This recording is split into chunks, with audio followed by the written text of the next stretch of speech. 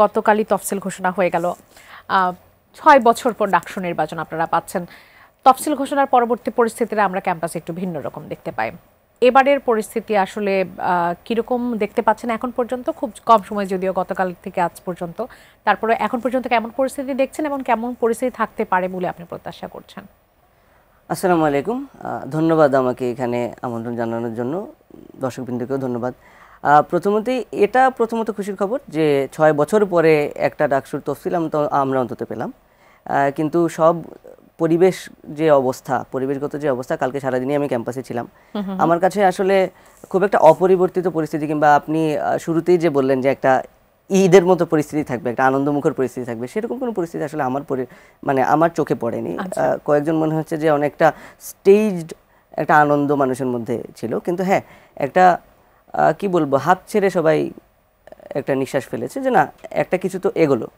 কিন্তু এরপরেও আমরা দেখেছি যে বিগত সময়গুলোতে যে আমাদের ঢাকা বিশ্ববিদ্যালয় কেন্দ্রীয় ছাত্র সংসদ এবং হল সংসদগুলোর যে গঠনতন্ত্র সংস্কার এবং নির্বাচন ব্যবস্থার যে সংস্কার, সেগুলো কেন্দ্রিক যে আলাপ আলোচনা হয়েছে, কোনো পক্ষই কিন্তু এতে খুব একটা সন্তুষ্ট হয়নি।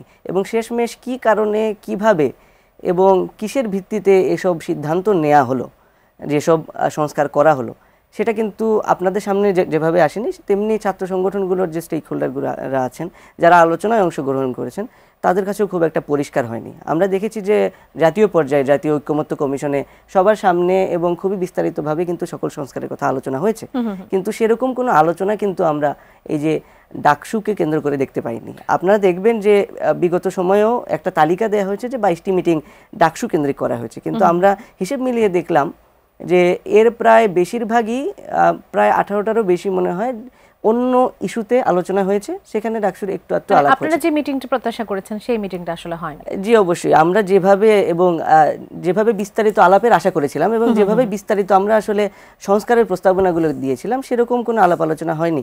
এবং একই সাথে এই সংস্কারগুলো না হওয়ার কারণে এই যে বিগত ফ্যাসিবাদী আমলে যে শিক্ষার্থীদেরকে নির্যাতনের সাথে সরাসরি যুক্ত যেসব শিক্ষার্থীরা এবং শিক্ষক কর্মকর্তারা সবাই যাতে এই ডাকসুর কোনো অংশীদার না হয়, সেটার একটা দাবি কিন্তু আমরা বারবারই উপাচার্য মহোদয়ের প্রেক্ষিতে এবং একই সাথে নির্বাচন কমিশন গঠন হওয়ার পরে তাদের বরাবর আমরা এটা জানিয়ে এসেছি। কিন্তু সেক্ষেত্রে আসলে কোনো ইতিবাচক কোনো অগ্রগতি দেখেন